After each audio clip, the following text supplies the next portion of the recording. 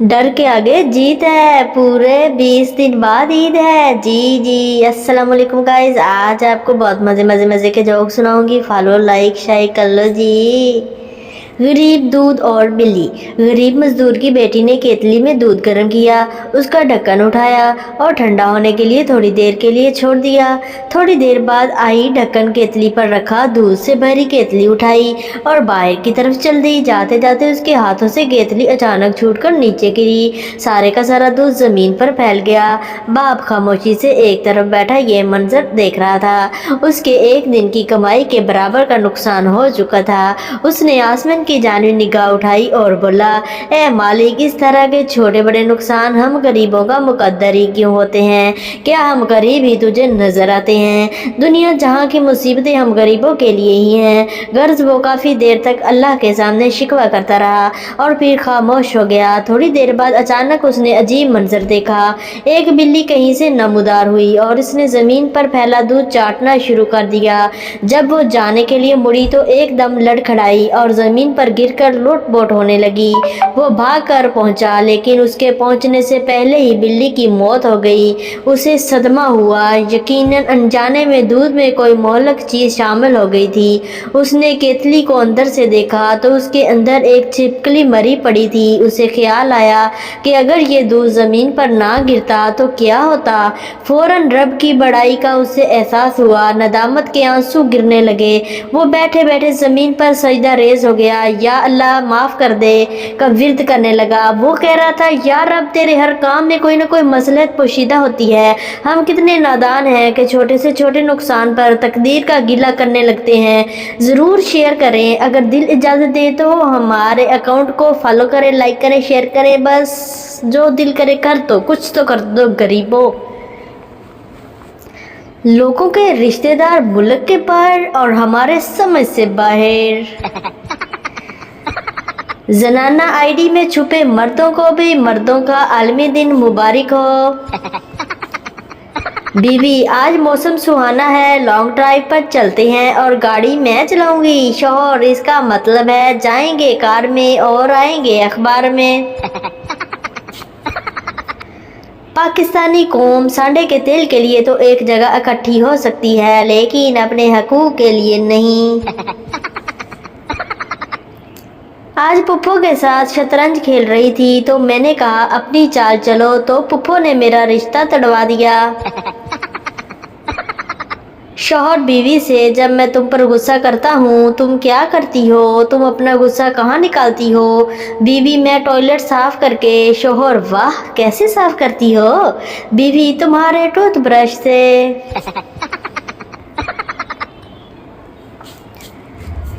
वो मैं दो बातें करना चाह रही थी, एक पूछनी थी और एक बतानी थी। बताने वाली बात ये थी कि मैं अपनी मासूमियत पर एक किताब लिखने जा रही हूँ, और पूछना ये चाह रही थी कि आप लोग यकीन कर लेंगे ना। हुन दसो तुसी।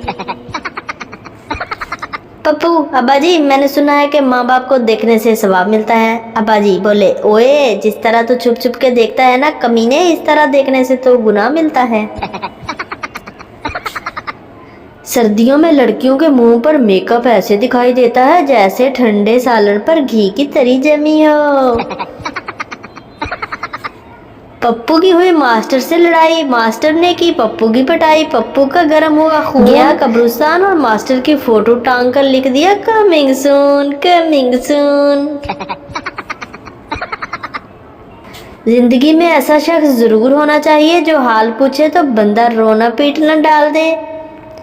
अगर बाइक चलाते समय आपकी बाइक आवाज़ ना करे तो समझ जाना आपकी बाइक की सर्विसेज किसी और ने कर दी हैं। और लास्ट बात, ये बात बाइक के लिए बिल्कुल भी नहीं थी।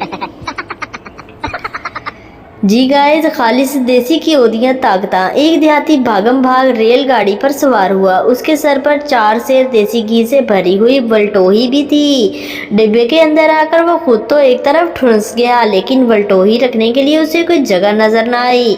मुसाफिरों के पाँव में पहले ही बहुत ज्यादा सामान पड़ा हुआ था। बहुत देर सोचने के बाद उसने वलटोही को उस जंजीर से लटका दिया जो अशद जरूरत के वक्त गाड़ी रोकने के लिए खींची जाती है। जंजीर पर 4 सेर बोझ पड़ा तो वो कुछ देर बाद हिलते हिलते सीधी हो गई और गाड़ी खड़ी हो गई।